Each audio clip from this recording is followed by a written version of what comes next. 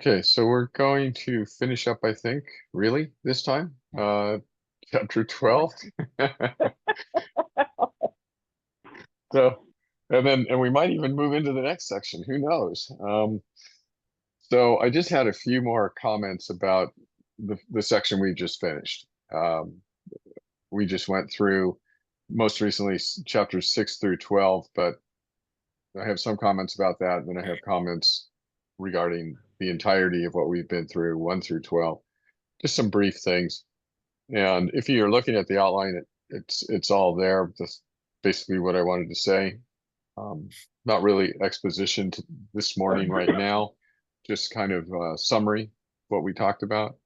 So when you look back over chapters 1 through 12, you can see a movement of what's happening. And you have the Holy One of Israel rejected by the people, and the people utterly estranged in their sin in chapter 1, particularly in verse 4. And then you have the Lord rejects his people in chapter 2, verse 6. And then at the end, chapter 12, you see the Holy One of Israel dwelling with his people, and he saved them and made them holy. I'm just going to read those couple of verses real quick. So chapter 1, verse 4. Ah, sinful nation, a people laden with iniquity, offspring of evildoers, children who deal corruptly. They have forsaken the Lord. They have despised the Holy One of Israel. They are utterly estranged. So this is where the book starts. The people utterly estranged, having forsaken the Lord. The next movement or the response to that is talking about how the Lord and what his response or his relation to the people is. In chapter 2, verse 6, uh, it said to God, you have rejected your people, the house of Jacob, because they are full of things from the east and are fortune tellers like the Philistines, and they strike hands with children of foreigners. So because the people have become corrupt and have rejected the Lord, he rejects them. So this is how the book starts. And then, there's lots of passages talking about judgment, and there are a few passages, some passages talking about restoration, but uh, the restoration passages are always really great, and they all have something to do with the work of the Messiah. Excuse me. And they all happen after the judgment passages. And the last restoration passage, chapter 12, ends with verse 6, shout and sing for joy, O inhabitant of Zion, for great in your midst is the Holy One of Israel. And of course, he's redeemed them in this chapter. They are praising him for their salvation. So I want to point out that, it starts in rejection, mutual rejection, and then ends up in this, where the Lord dwells with his people and has forgiven their sin. And then in between those things is judgment. And not just announcement of judgment, but historically actual judgments that come upon them. And I want to just point out that this is the pattern that Jesus said when he said, this is the whole scriptures about me. Don't you know that the Messiah must suffer, before he enters his glory, or must be humiliated before he is exalted? That's the pattern of Israel here, God's people here. They must, to get to chapter 12, they have to go through the judgments that are talked about in the previous chapters. So they have to suffer or be humiliated and then be exalted. And the reason why Israel is a picture of Jesus is because Jesus is portrayed as the new Israel, or the perfect Israel, in the New Testament, but also because in Exodus 4:22, this is a very important passage, God says about Israel that they are his firstborn son. So Israel is the son of God. And so the son of God in the Old Testament goes through suffering and then exaltation. And this is the pattern of the actual son of God, Jesus, who goes through those things. So I just wanted to show you that pattern, and that is a recurring pattern all over the Bible. And when people go, how is this about Jesus?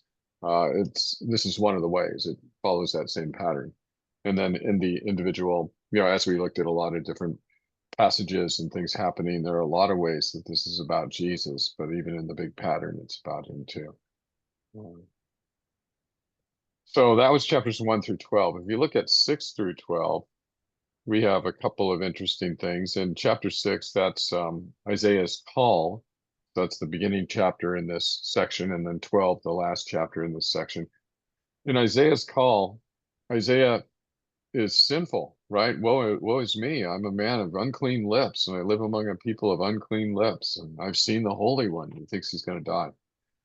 But the Lord has an angel take a burning coal from the altar and touch his lips, and he says, "This is atoned for you. Your sin has been atoned for." Right? So that's verses 1 through 7. So the Holy God covers Isaiah's sin. And then in the second part of chapter 6, Isaiah was commissioned to declare God's judgment to the people of Judah, who God tells him they won't hear, they won't listen. So you have this covering of Isaiah's sin. He's set apart for God, made pure and holy. Covered, his sin is covered, and he's commissioned to declare the word of God to people who won't listen. Judgment, the word of judgment. In chapter 12, we just looked at that. I'm sure you'll remember this. In 12:1 and 2, God covers the sin of the individual and the community. He redeems them, covers their sin, atones for them. Their sin is propitiated, or his wrath is turned away. He is propitiated. And then in the second half of that, chapter 12, Israel is commissioned to declare God's salvation to the nations, right? They say to each other, let's go tell the nations, right? And we learn from the rest of the book that the nations are going to listen. And so what you have is the call of Isaiah kind of contrasted. There are similarities and differences. Isaiah was called and his sin was covered, and he was sent to Israel, who would not listen to a message of judgment. But God covers the sin of his people and sends them out into the world to talk to bring a message of grace to the nations, and they will listen. So you have this kind of movement in chapter 6 to 12 there. And then chapters 5 through 11 had these two things, which were interesting. It was, we'll look at chapter 5, verse 26. And that says, talking about the Lord, he will raise a signal for nations far away and whistle for them from the ends of the earth, and behold, quickly, speedily they come. This is a call. This, I mean, you don't see it with the context, but you might remember, even though this sounds like um, he's calling them to come to salvation, what he's doing is he's calling nations to come and judge his people. He's, this is one of the judgment sections in Isaiah, and he's calling the nations and saying, come and be the instruments of my judgment on my people. And so it's a signal for the nations to come in their military dominance and dominate the people. But in chapter 11, you have verses 10 and 12.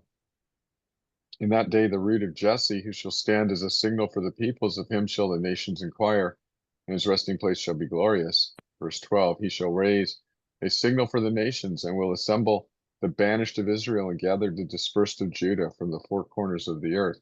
So it's the same type of idea of the Lord raising the signal and gathering people to himself. But here it is toward the end of this section. It's not the nations coming to judge Israel, but it's the Messiah raising a signal to call his people and gather them. And so you have this kind of contrast again going on. And then the last couple of things I'll mention in chapter 6, verse 12. So another kind of comparison, two verses kind of compared to each other. So the verses we just read, chapter 11, 10 and 12. Let's see. Oh, and also verse 11. I guess I should have read that. So 10, 11, and 12. So 11 says this, just so you know what it says.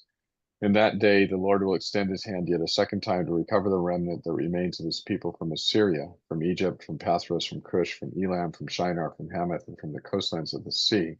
Then verse 12 again, he will raise a signal for the nations and will assemble the banished of Israel and gather the dispersed of Judah from the four corners of the earth. So if you look at chapters 6 through 11, instead of 5 through 11, 6 through 11, they're going to end with this: the people are gathered from the nations due to God's salvation. But they start this way in chapter 6, verse 12. And the Lord removes people far away, and the forsaken places are many in the midst of the land. In chapter 6, it's a prophecy of the exile and the dispersion of the people. They're going to be scattered among the nations for their sin.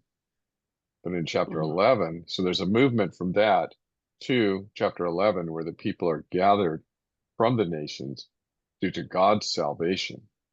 So they're scattered for their sin, but gathered because of God's salvation. So you have these types of things that are happening in the first 12 chapters that, are basically major themes that we did talk about as we went through them. But I think it's helpful to kind of review and see what's the major movements that have been going on in these sections.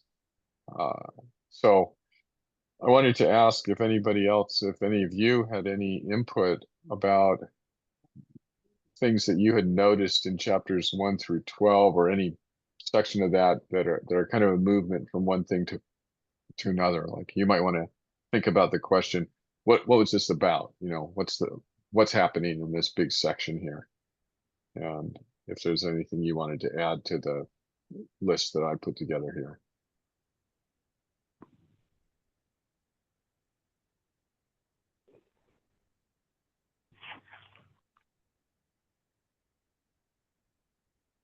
Well, the only thing I'm doing, I kind of in my notes, I want to make sure I got it right. That chapter 1 deals with the estrangement, whereas chapter 2 through 5 deals with rejection, and 6 through 11 deals with the promise and of the exile leading to salvation, and then chapter 12 deals with redemption and declaration. Is that correct, or am I wrong? No, that is correct in general. So I do want to remind us that there were also prophecies of the glorious golden age of the Messiah, in addition to chapter 12, right, which were in the earlier chapters. You've actually got chapter 2, all the nations will flow to the mountain of the Lord, learn the law of God, right, in the last days.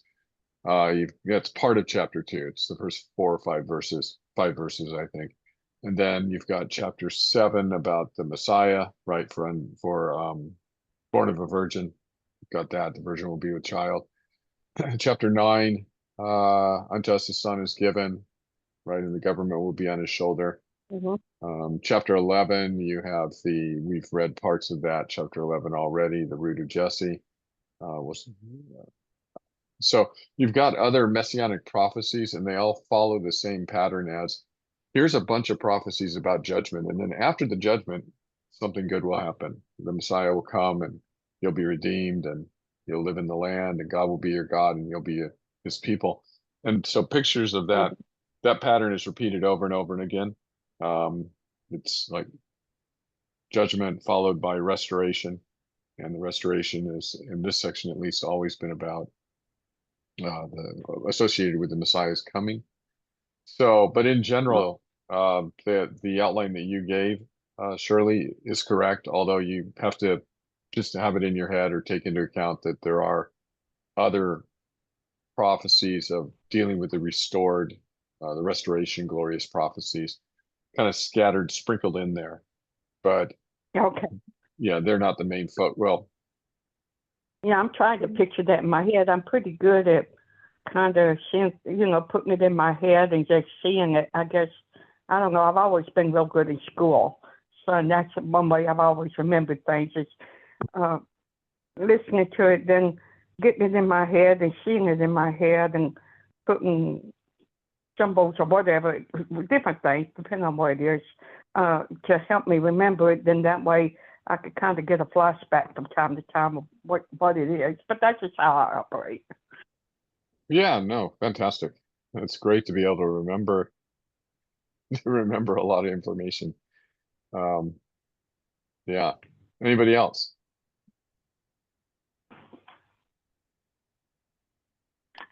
Okay. So what I want to do now is I want to move into the next section, which is going to be 13 to 27. And a lot of the commentaries that I look at, they have 13 through 23, and then they have a separate section for 24, 25, 26, 27. Um, some of them group them together. I'm grouping them together because I see a lot of, I see kind of here's the picture of 13 through 23 is basically pictures of judgment on the nations, and chapter 24 through 27 are more like the restoration or glorious days things that would follow those, and so they're connected that way. So I'm putting them all together. So we're going to be entering that section, yeah, now. And so if you, I don't have any passages except I want to look at Isaiah. I'm going to be looking at the document is Isaiah 14 about the fall of Satan, even though we're going to skip over Isaiah 13 just for a bit here because I want to handle this question. And the reason I want to handle it is because before actually starting in this, like diving into chapter 13 and 14, which are one oracle. So there's one, the first judgment oracle is against Babylon, and it's chapters 13 and 14. And now I've just answered the question is Isaiah 14 about the fall of Satan. But the reason I want to talk about chapter 14 in isolation is because I don't want people to be distracted with the question about is this about the fall of Satan while we're trying to understand it in relationship to the entire oracle of judgment. So I don't know if what I said made sense, but we'll read chapter 14 and then I'm going to ask who's been taught this is about Satan, and I bet you there's some people who have. So Isaiah 14, I'm going to pick up from verse 3. So it's Isaiah 14, 3 through the end. When the Lord has given you rest from your pain and turmoil, so he's talking to Judah. When the Lord has given you rest from your pain and turmoil and the hard service with which you were made to serve, you will take up this taunt against the king of Babylon. How the oppressor has ceased, the insolent fury ceased. The Lord has broken the staff of the wicked, the scepter of rulers that struck the peoples in wrath with unceasing blows, that ruled the nations in anger with unrelenting persecution. The whole earth is at rest and quiet. They break forth into singing. The cypresses rejoice at you, the cedars of Lebanon, saying, since you were laid low, no woodcutter comes up against us. Sheol beneath is stirred up to meet you. When you come, it rouses the shades to greet you, all who are leaders of the earth.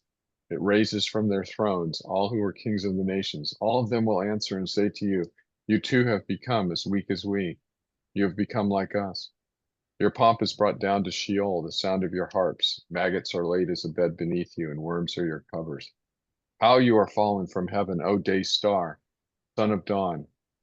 How you are cut down to the ground, you who laid the nations low. You said in your heart, I will ascend to heaven above the stars of God. I will set my throne on high. I will sit on the mount of assembly in the far reaches of the north. I will ascend above the heights of the clouds. I will make myself like the Most High. But you are brought down to Sheol, to the far reaches of the pit. Those who see you will stare at you and ponder over you. Is this the man who made the earth tremble, who shook kingdoms, who made the world like a desert and overthrew its cities, who did not let his prisoners go home? All the kings of the nations lie in glory, each in his own tomb. But you are cast out away from your grave, like a loathed branch, clothed with the slain, those pierced by the sword, who go down to the stones of the pit like a dead body trampled underfoot. You will not be joined with them in burial, because you have destroyed your land, you have slain your people. May the offspring of evildoers never more be named. Prepare the slaughter for his sons because of the guilt of their fathers, lest they rise and possess the earth and fill the face of the world with cities. I will rise up against them, declares the Lord of hosts. I will cut off from Babylon name and remnant, descendants and posterity, declares the Lord. And I will make it a possession of the hedgehog and pools of water, and I will sweep it with the broom of destruction, declares the Lord of hosts. we'll stop there. The next part of this is about, or it's still part of the oracle against Babylon, but it talks about Assyria. So that section I just read, um, many people have been taught that this is about the fall of Satan, and I think you can see some verses in there that make it sound like that. And in fact, if you're using, I think, the King James in verse 12, how Mm-hmm. you are fallen from heaven, Lucifer. Mm-hmm. Um, Right. and so this, they go, oh, it's got the devil's name in there. It's got to be about the devil. Um, and then there's the, you wanted to be like God, and, you're very prideful, and all of those things that we associate with the devil. And so I can see why, some people have suggested that perhaps this is about Satan. Has anybody been taught that? I saw Becky nodding your head a little bit that you had heard that. Yes. Wow. Okay. Yeah. Yeah. Okay. Yeah. So, I think it's, like I said, pretty clear why someone might think that, especially, starting in verse 12 and going through maybe 15, 12 to 15, maybe 12 to 14, especially, sounds like could be about the devil. So why would I say it's not? And so I would say it's not because um, in verse 3, the introduction says this is a taunt against the king of Babylon. Okay, so we have the text itself identifying who this is about, taunt against the king of Babylon. And, maybe we don't know where that ends. Maybe that ends in verse 10, and so, or something like that. But except we do know, because if you go to the end of the section at 22,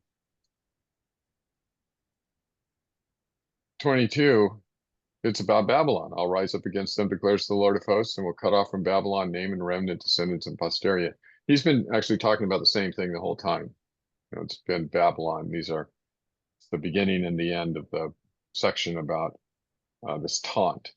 And a taunt is, you know what a taunt is, right? There, it says in verse 3 that after the Israelites have been delivered, um, and they're at rest in their land, and they've been delivered from their hard toil, they're going to turn around and say this thing as a taunt, like a mocking song, for the greatness and powerful king of Babylon that once ruled over them, and now he's been brought down.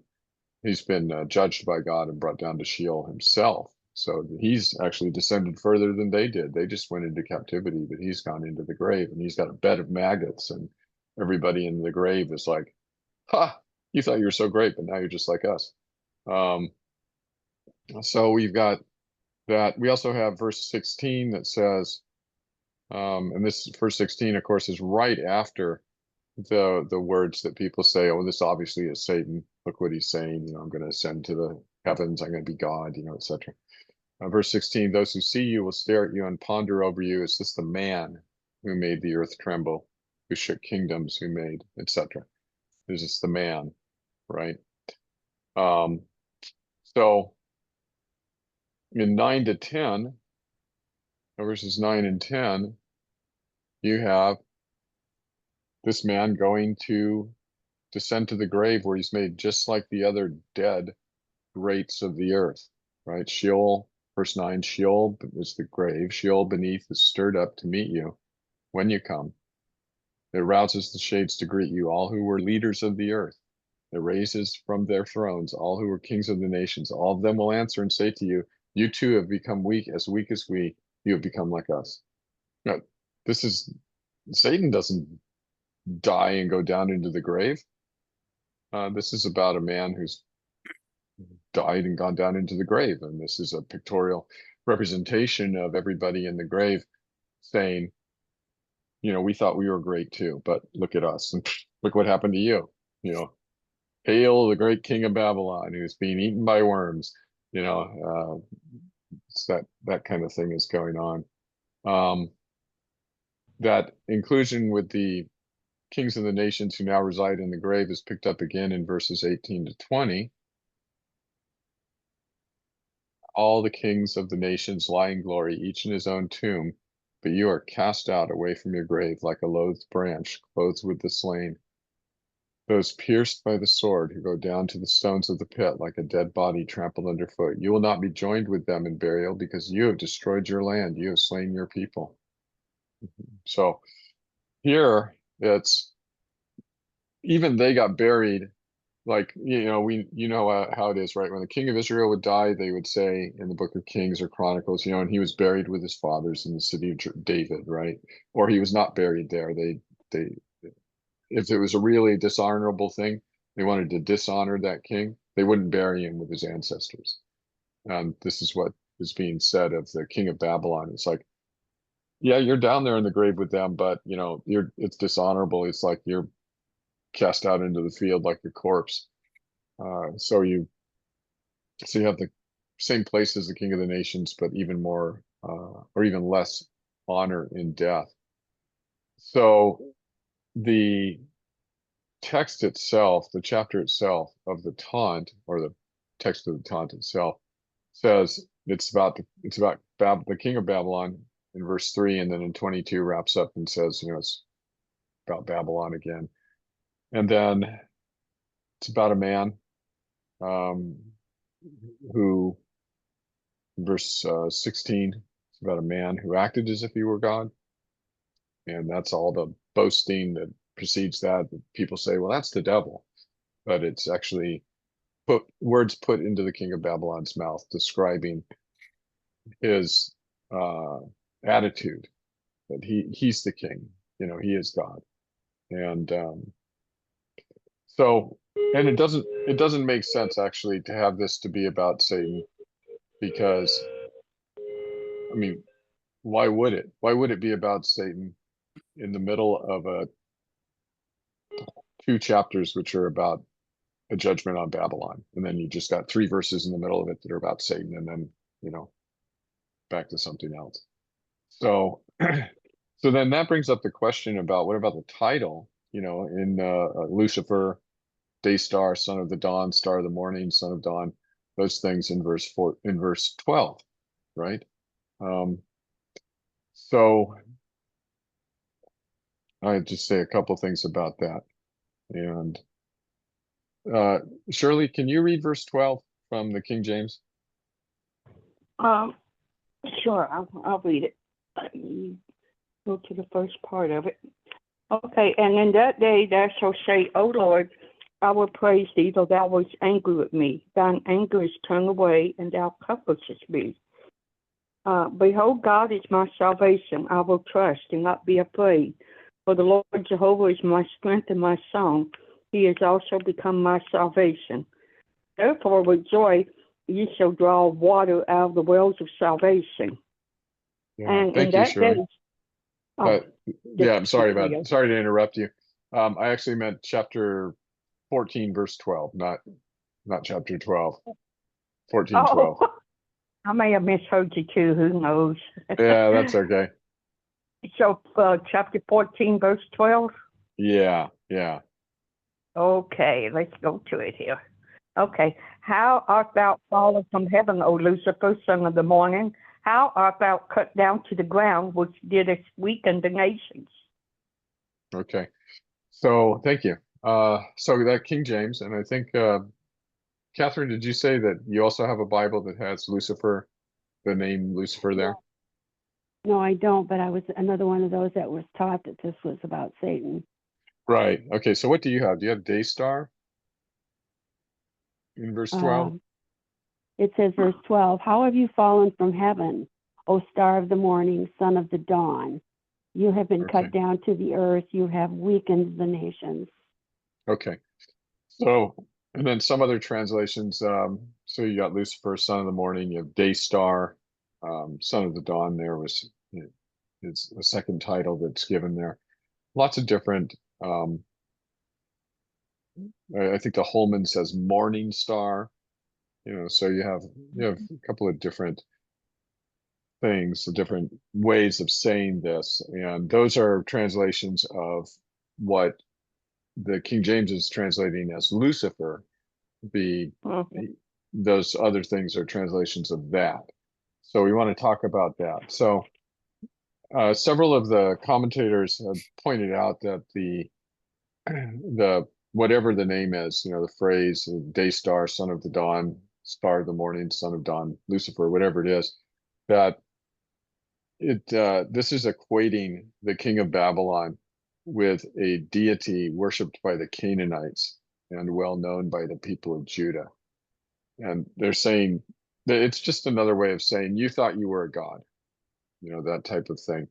Um, so I have something that I want to read here from, this is from BibleReference.com, and it's typical of what you might read in a commentary. It says this passage, talking about Isaiah 14:12, this passage refers to this figure as day star, son of the dawn. The word translated here as day star or morning star is the Hebrew term Halil. Okay, so sorry to give you Hebrew, and there's going to be Greek and Latin, but and I'll review it when I'm done, but it's important to understand what's going on here. So day star or morning star is the Hebrew term Hallel. I don't know how to say it, but Hallel is good enough right now. This word is found nowhere else in the New Testament. That's important. This word that is translated day star is nowhere else in the Old Testament. Many scholars understand Hallel as a reference to Venus, sometimes called the morning star. Venus is an exceptionally bright point in the night sky, making it one of the last to be washed out by rising daylight. This day star disappears or falls from heaven when the sun rises and overpowers its fading light.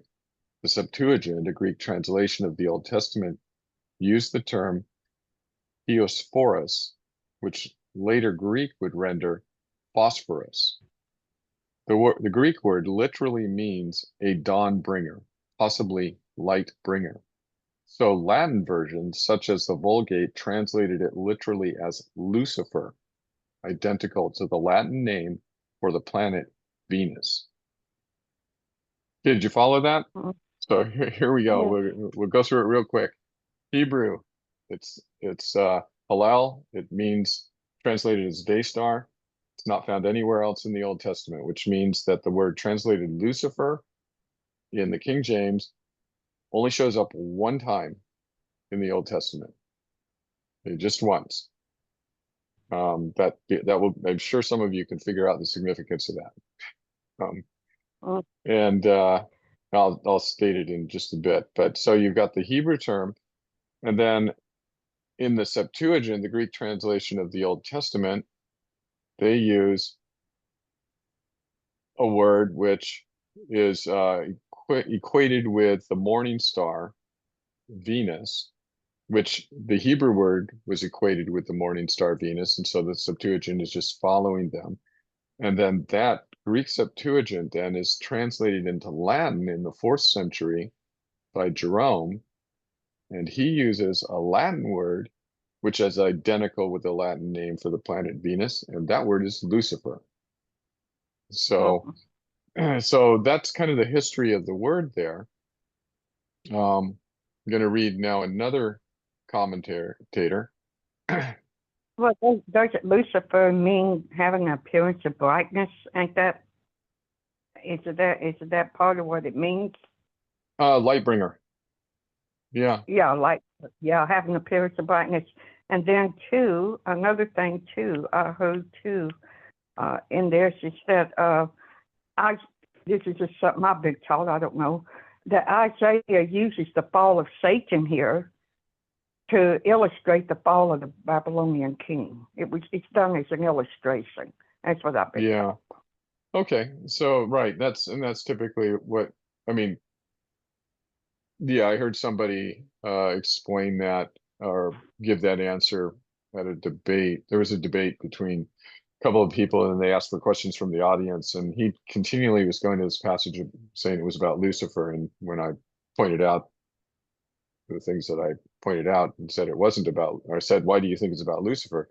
he said, yeah, okay, right. So it does say Babylon, King of Babylon. Yeah, it says it's a man and all that. Yeah, I grant all that. But it's, and then he said it's a picture of the fall of Satan because it's a picture of how the Babylonian kings fallen. I think by the time I'm done, I think you're going to have maybe a different way to think about that.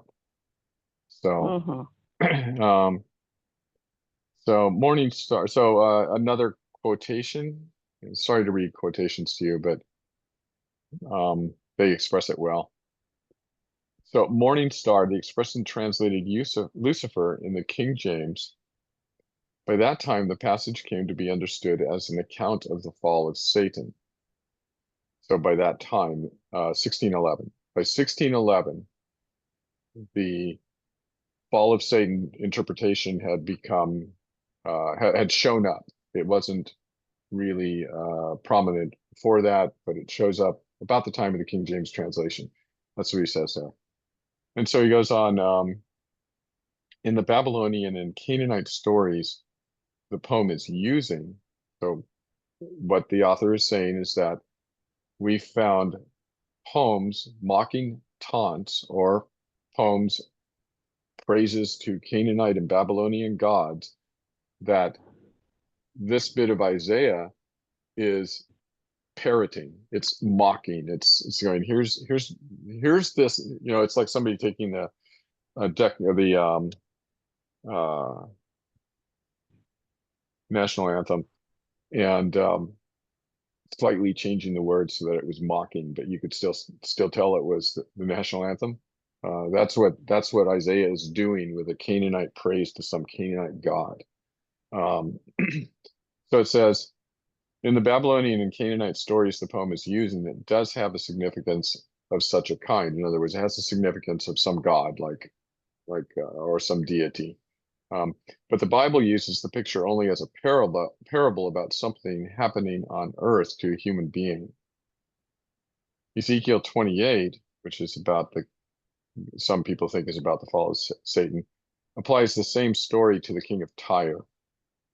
The Bible contains no account of the fall of Satan except that of his downfall in Revelation 20.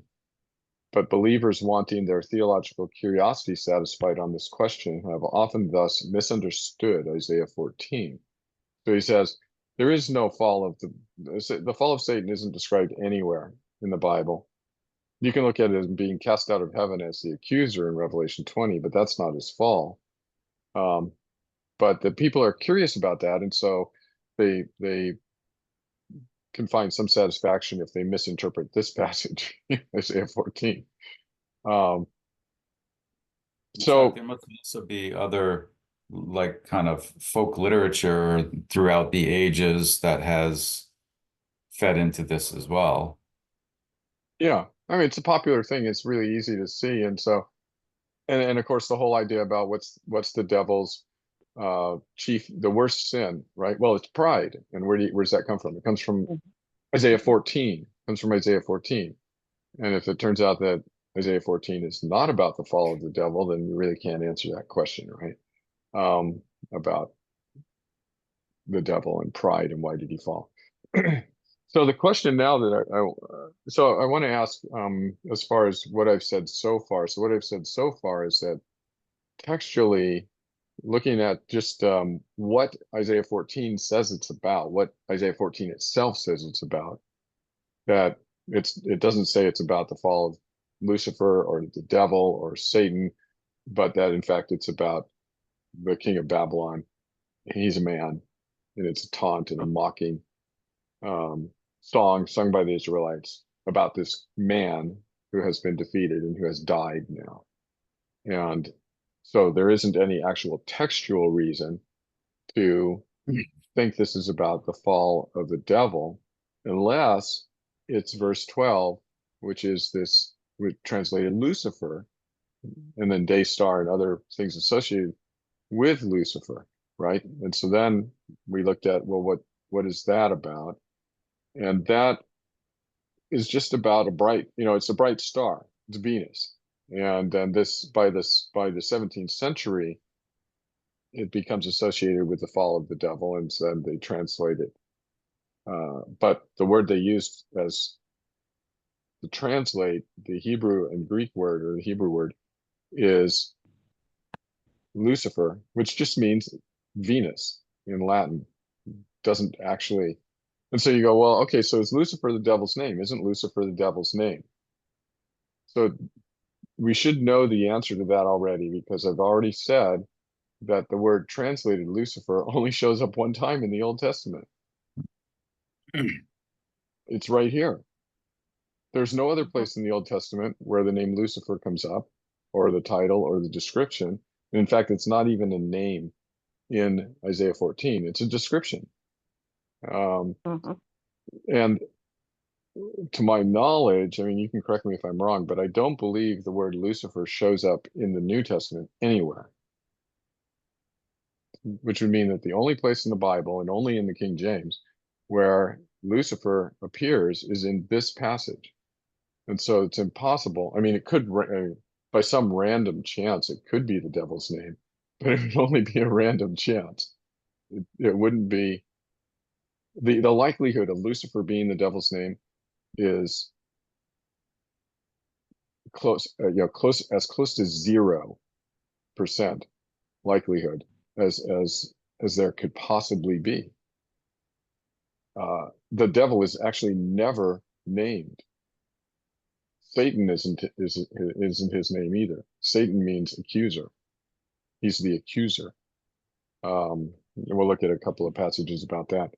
So Chuck, can I play this out a little bit just to yeah, make sure I understand it? So the taunt here is it's Israelites that are taunting the king of Babylon.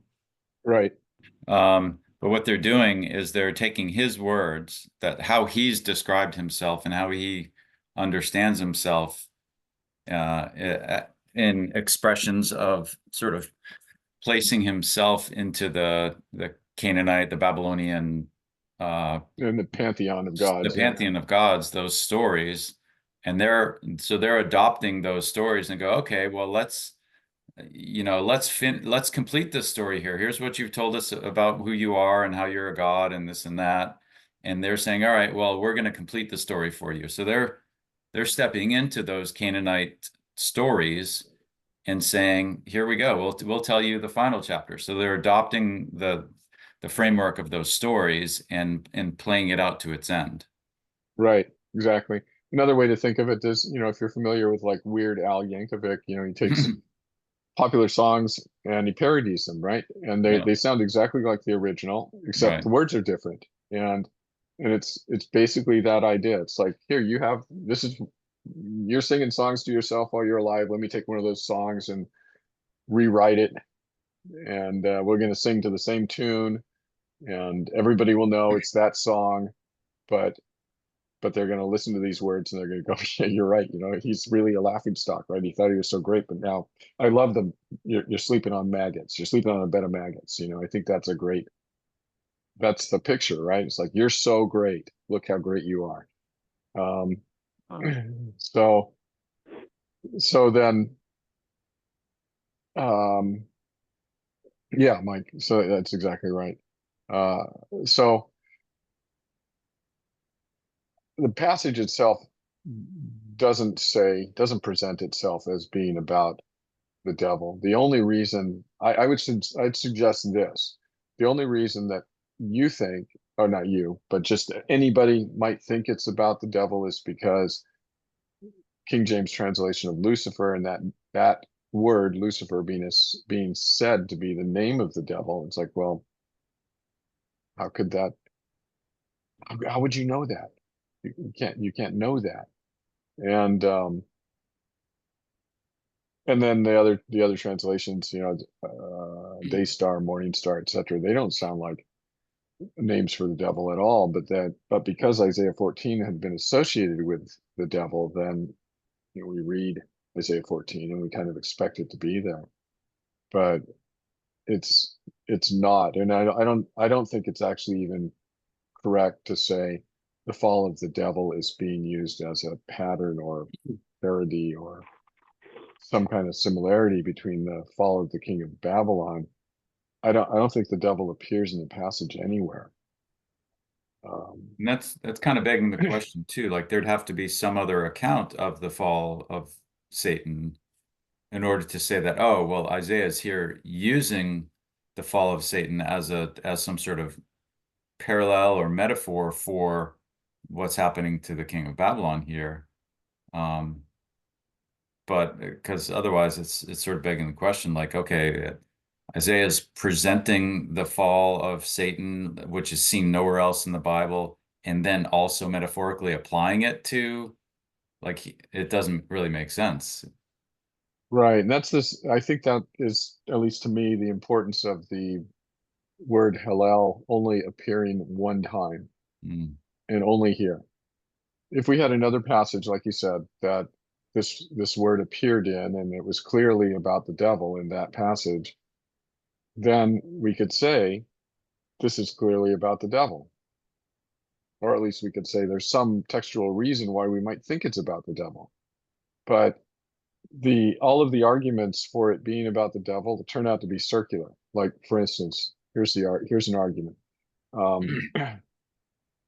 The argument would go something like this: we know that the sin of the devil, the greatest sin of the devil, is pride and wanting to be like Well, God. And we see it right, right here in this passage. It's like, well, where did you get the right. idea that the sin of the devil was pride? Well, I got it out of this passage. It's a circular argument, right? Circular. So I don't want to spend more time on it than it's really warranted. I just wanted to make sure that when we actually get to chapter 14, that we're all understanding what's going on. It's not some secret revelation of the fall of the devil. It's what it purports to be right on the surface. It's a taunt about the king of Babylon. So there's no secret thing there. Um, so I did want to mention something about Satan being, I said it's not the name of the devil. That might have been surprising to somebody. Satan appears uh, in the Old Testament. The Hebrew word appears in the Old Testament 27 times, and it always includes the definite article. So the Satan, and it means the opposer, the accuser. That's what it means. There's only one time where it doesn't have the definite article in First Chronicles 21. Um, just the word Satan, accuser, shows up, and but not the accuser. The significance of the article is that it it uh, it signifies, yeah, the significance is signifies, talk about redundant. The it points out or highlights that what's being talked about is a title or a position, somebody who opposes or accuses. If you look at Numbers 22:32, if you have the outline, you can see it. But if you're not, look at Numbers 22:32. And Numbers 22:32, and the angel of the Lord, so this is with Balaam, and the angel of the Lord is talking to Balaam, and the angel of the Lord said to him, why have you struck your donkey these 3 times? Behold, I have come out to oppose you because your way is perverse before me. That word to oppose, I have come out to oppose you. In the Hebrew, that is, behold, I have come out, thus Satan, that's what it says there. I've come out to oppose you. So the word Satan there is actually being applied to the angel of the Lord in the same way that it's applied every other place, which is to say this person is opposing that person, or this entity is opposing that entity. And of course there is uh the leader of the hosts of darkness does oppose. um that's what he does. The one who accuses and opposes the brethren has been cast down, right? So but here the angel of the Lord is opposing Balaam, and he's called the Satan, not Balaam, but the angel of the Lord. So that would make it pretty complicated if that was the devil's name. uh, so, and you can see on the outline, if or you can go to BibleHub.com and look at their interlinear for this verse, you can actually see the word, and they have it, what is that? Phonetically spelled out. The article la, and then the word Satan. La Satan is the word being used there. So that brings up another thing. So I think Satan actually is being used very similar to the way Christ is used. Christ is not Jesus's last name, right? We know that. Christ is a title. He is the Christ, but he's not the only person called Christ in the Bible. Cyrus is called Christ. David is called Christ. It means anointed, the anointed. And there are many the anointeds in the Old Testament, but Jesus is the anointed one.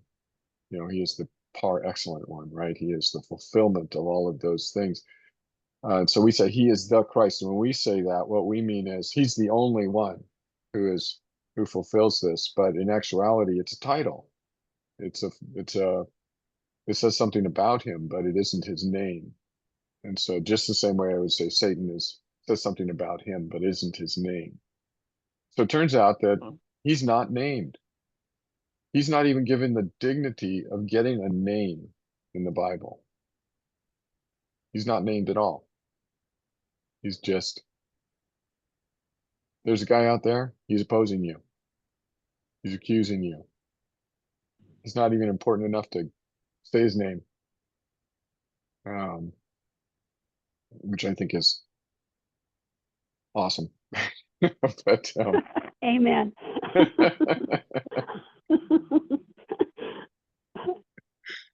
it's like, how concerned am I about him? What's his name? What's his name anyway? I don't even know. Who's that? Yeah. So anyway, that was my kind of presentation of why I don't think this is about the devil. I see Mom's got a question or comment. So in your outline on point C, you state that in 1 Chronicles 21:1 and in the New Testament, Satan is used as a proper noun. What's the significance of that? Proper noun is a name. Okay, so like Christ, it's being used like Christ. Christ is used as a proper noun in the New Testament. So I think it's the same as that.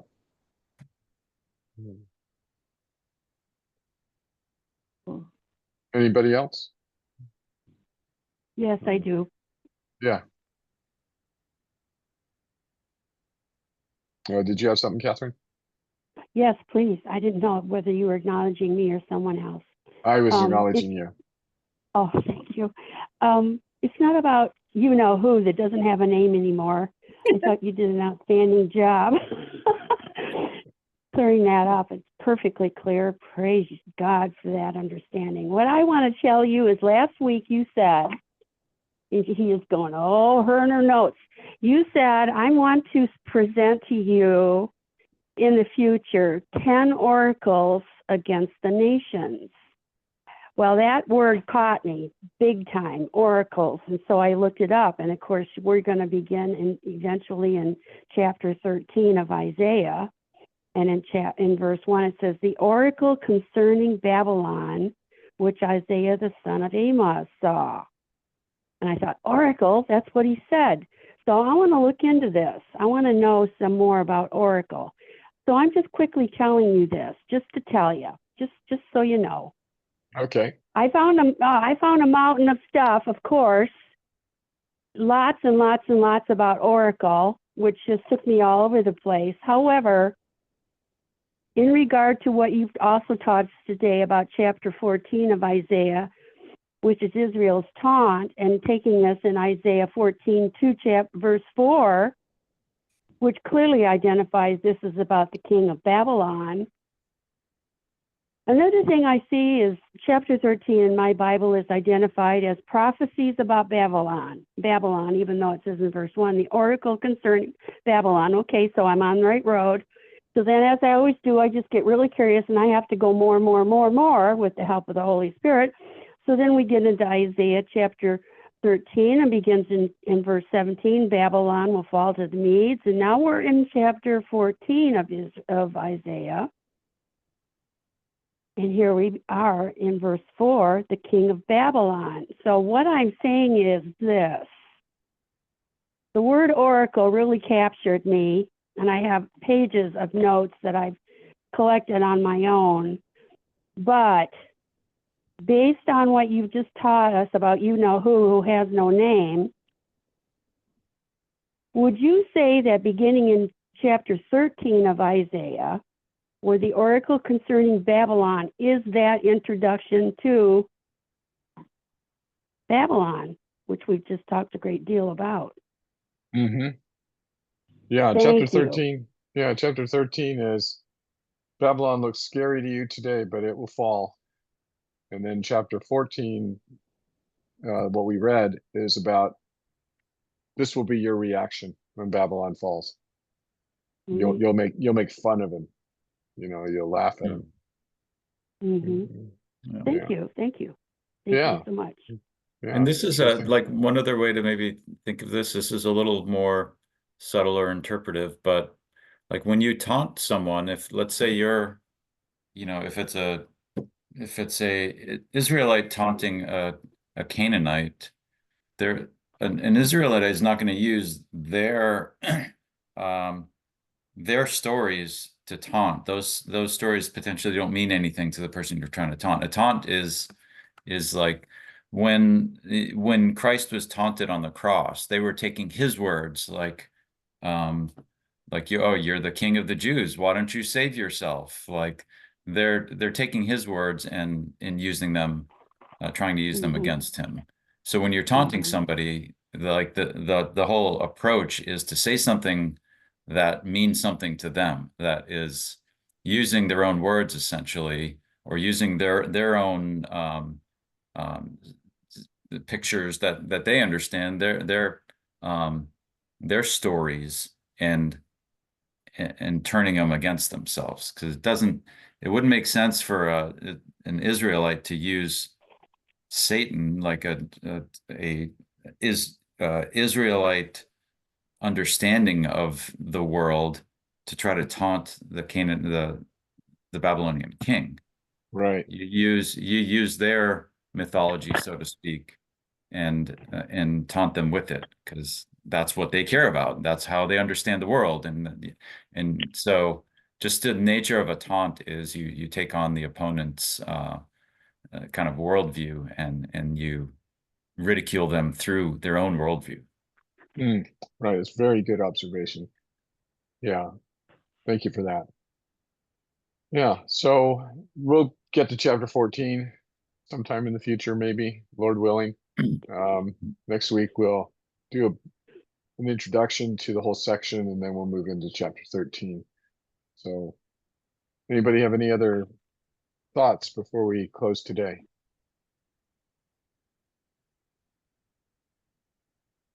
Okay.